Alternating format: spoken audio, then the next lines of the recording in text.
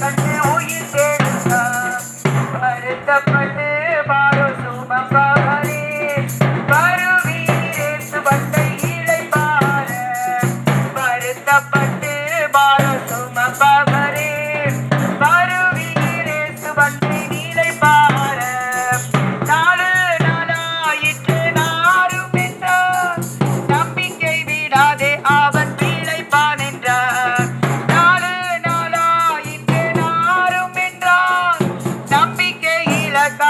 அவன் பிழைப்பான் என்றார் நம்பிக்கை இழந்தால் நாதன் இயேசுவை கண்டார் நெருங்கி பத்திர தொட்டு சுகமானார் நம்பிக்கை இழந்தால் நாதன் இயேசுவை கண்டார் நெருங்கி பத்திர தொட்டு சுகமானார் வருத்தப்பட்டு பாரோ சுமப்பவரே வருவீரே சுபத்தை இளைப்பார வருத்தப்பட்டு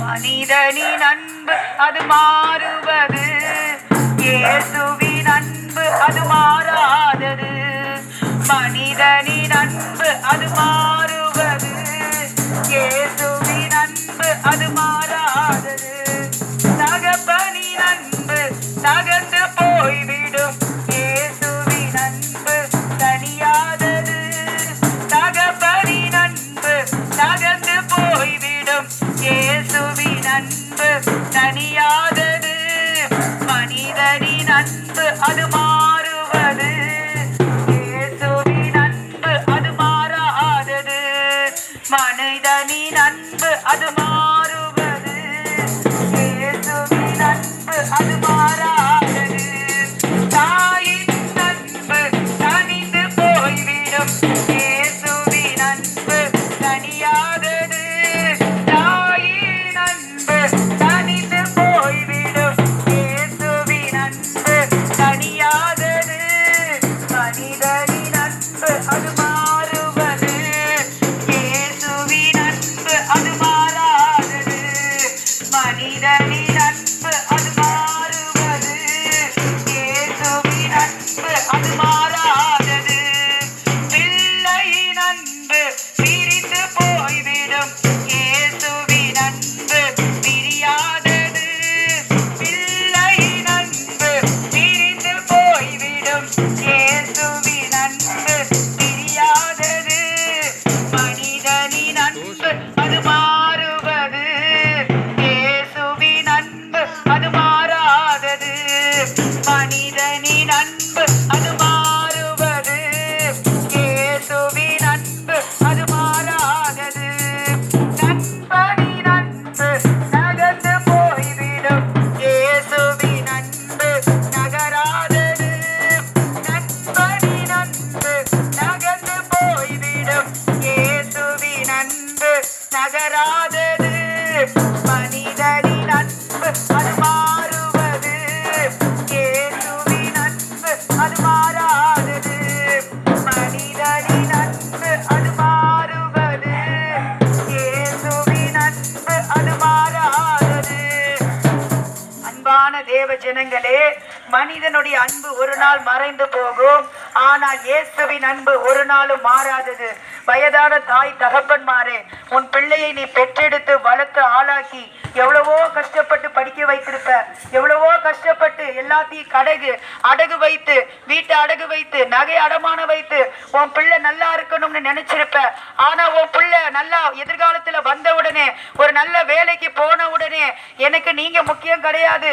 எனக்கு என் வேலை தான் முக்கியம் எனக்கு என்னுடைய வாழ்க்கை தான் முக்கியம் என்று சொல்லி தாய் தகப்பனே உன்னை விட்டு பிரிந்து போய்விட்டானா உன்னை விட்டு பிரிந்து போய்விட்டாளா நல்லா கேள் மகனே மகளே இயேசு கிறிஸ்து உன்னிடத்திலே சொல்லுகிறார் கவலைப்படாதே உன் துக்கம் சந்தோஷமாய் மாறும் என்று இயேசு சொல்லுகிறார் கவலைப்படுகிற மகனே கவலைப்படுகிற மகளே நீ எத்தனை பிள்ளைகளை வளர்த்து ஆளாக்கினாலும் உன்னுடைய வருமானத்தை எல்லாம் உன் பிள்ளைகளுக்காக கொட்டி நீ செலவழித்திருந்தாலும் ஒரு நாள் உன் பிள்ளை மாறி விடுவான் அந்த அன்பை மறந்து விடுவான் ஆனால் இயேசு கிறிஸ்து சொல்லுகிறார் நான் உனக்கு இருக்கிறேன் நீ கவலைப்படாதே மகளே உன் அன்பை விட்டு நான் ஒருபோது நீ உன்னுடைய அன்பை என்னிடத்திலே காட்டு என்று இயேசு சொல்லுகிறார் மகனே மகளே நல்லா கேள் அப்ப நீ நினைக்கலாம் பிள்ளையப்ப வளர்க்கவே கூடாதா என்று சொல்லுகிறான். நல்லா கேளு மகனே மகளே, இயேசு கிறிஸ்துவினுடைய அன்பு ஒரு மகனுக்குள்ளா இருந்தால், இயேசு கிறிஸ்துவினுடைய அன்பு ஒரு பிள்ளைக்குள்ளா இருந்தால், அந்த மகனும் மகளும் உன்னை கைவிடவே மாட்டாங்க. ஏனால் வேதத்திலே இருக்கிறது, உன் தாயின் தகப்பனையும் கனம் பண்ணுவாயாக என்று வேதத்திலே இருக்கிறது. வயதான காலத்திலே, முதிர்ந்த வயதிலே அவர்களை கைவிட்டு விடாதே என்று வேதம் போதிக்குது.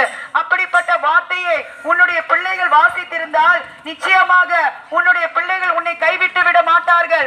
நல்லா கேள், நீ நோய் வியாதிப்பட்டு கிடக்கும் பொழுது உன்னுடைய மகன் மகள் வந்து உன்னை பார்க்கவில்லை என்று நீ கவலைப்பட்டு கொண்டிருக்கிறாயா? இயேசு கிறிஸ்து சொல்லுகிறார், நான் உனக்கு இருக்கிறேன், கவலைப்படாதே, நான் உன் தேவன் என்று இயேசு சொல்லுகிறார். மகனே மகளே, உன் அன்பை நீ இயேசுவிடத்திலே கொடுத்து பார், உன் இதயத்தை நீ இயேசுவிடத்திலே கொடுத்து பார். உன் இதயத்தை திறந்து இயேசுவே நான் உம்மை நேசிக்கிறேன் என்று சொல்லிப்பார். இயேசு கிறிஸ்து உன்னையும் நேசிக்கிற தேவனாய் மாறிவிடுவார். அவர் உன்னையும் ரட்சிக்கிற தேவனாய் வந்து விடுவார். உன்னுடைய இதயத்தை நீ இயேசு கிறிஸ்துவுக்கு கொடுத்தால் அவர் உன்னை சுத்தமாக மாற்றி உன்னுடைய எல்லா பாவ சாப ரோகங்களையும் நீக்கி உன்னை பரிசுத்தப்படுத்துகிறார். ஆண்டவர் சொல்லுகிறார், இதோ நான் சீக்கிரமாய் வருகிறேன், அவனவன் கிரியைக்கு தக்கதான பலன் என்னோட கூட வருகிறது என்று சொல்லுகிறார். நல்லா கேள் தேவ ஜனமே, இந்த பூமியிலே படுகிற பிரயாசத்தின் பலன் நமக்கு ஒன்றும் கிடையாது. பரலோகத்திலே ஒரு பலன் உண்டு. அந்த பலனை தான் நாங்கள் தேடிக் கொண்டிருக்கிறோம். நீங்களும் அந்த பரலோகத்துக்கு வர வேண்டும் என்று ஆசைப்படுகிறீர்களா? இயேசு சொல்லுகிறார், நானே வழியும் சத்தியமும் ஜீவனுமாய் இருக்கிறேன், என்னை அல்லாமல் ஒருவனும் பிதாவினிடத்திலே வரான் என்று சொல்லுகிறார். நீ பரலோகத்திலே போக ஆசைப்படுகிறாயா? நீ பரலோகத்துக்கு போக வேண்டும் என்று விருப்பப்படுகிறாயா? அப்பொழுது இயேசு கிறிஸ்துவை விசுவாசி, அப்பொழுது நீ பரலோகத்துக்கு போய் சேரலாம். பரலோகம் ஒன்று உண்டு, நரகம் ஒன்று உண்டு.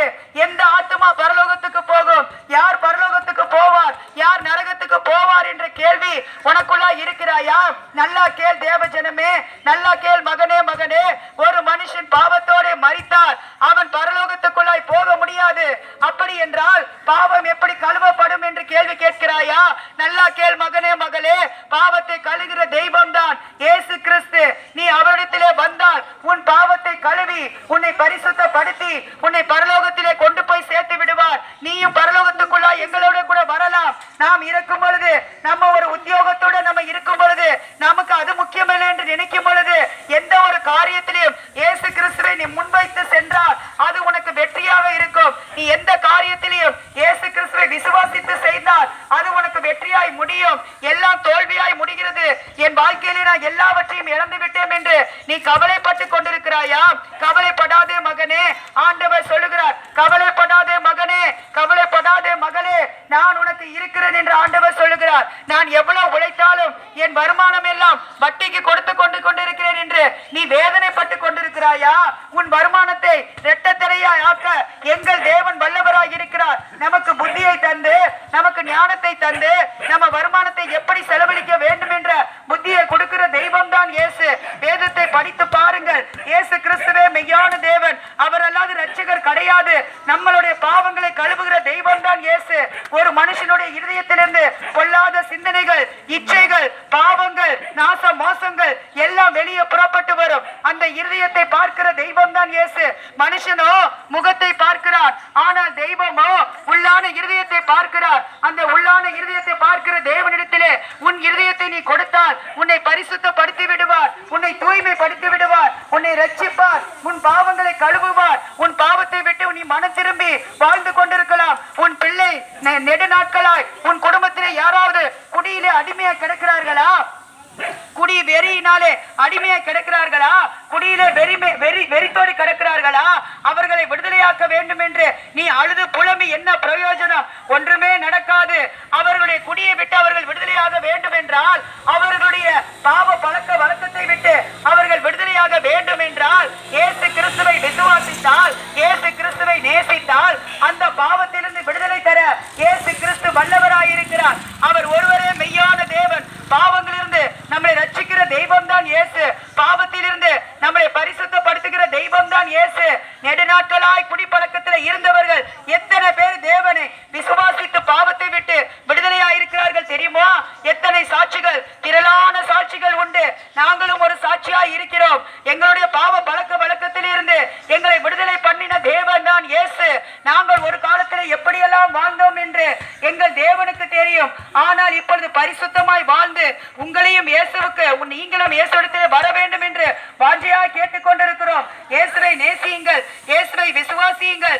அவர் ஒருவரே மெய்யான தேவன், உங்களை பரிசுத்தப்படுத்துகிற தேவன், உங்களை தூய்மைப்படுத்துகிற தேவன். நல்லா கேள் தேவ ஜனமே, இப்பொழுது கேட்கிற இந்த வார்த்தையை நீ அப்படியே விட்டு விடாதபடி உன் இருதயத்துக்குள்ள ஏற்றுக்கொண்டு நீ ஆலயத்துக்கு வந்து உன் இருதயத்தை ஒப்பு கொடுத்து பார். உனக்காக ஜெபிக்க நாங்கள் இருக்கிறோம். உனக்காக ஜெபிக்க வேண்டுமா? யாராவது வியாதிப்பட்டு கிடக்கிறார்கள் என்று அவர்களுக்காக ஜெபிக்க வேண்டும் என்று விருப்பப்பட்டால் எங்களிடத்திலே வந்து ஜெபித்துக் கொள்ளுங்கள். உங்களுக்காக நாங்கள் வேண்டுதல் செய்வோம்.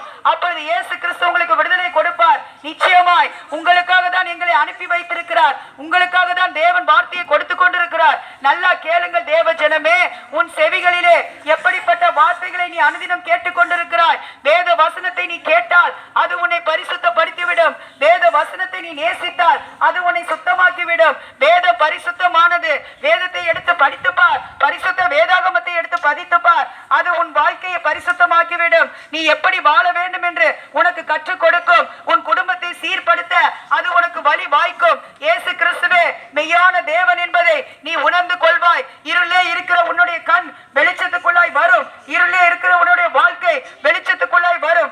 எந்த மனுஷனையும் பிரகாசிக்கிற மெய்யான ஒளியே இயேசு கிறிஸ்து. அந்த ஒளிதான் தெய்வம். அவர்தான் இயேசு கிறிஸ்து. நம்முடைய வாழ்க்கையிலே ஒளியை கொடுக்க வந்த தெய்வம் தான் இயேசு. இருளே இருக்கிற வாழ்க்கையை வெளிச்சத்துக்கு கொண்டு வர தெய்வம் தான் இயேசு. இருளே இருக்கிற உன்னுடைய வாழ்க்கை வெளிச்சத்துக்கு வர வேண்டுமா? இயேசுவே என்று கூப்பிடு. அப்பொழுது உன்னுடைய இருளான வாழ்க்கை வெளிச்சத்துக்குள்ளாய் வரும். அவரே உன்னை பிரகாசிக்கிற ஒளி.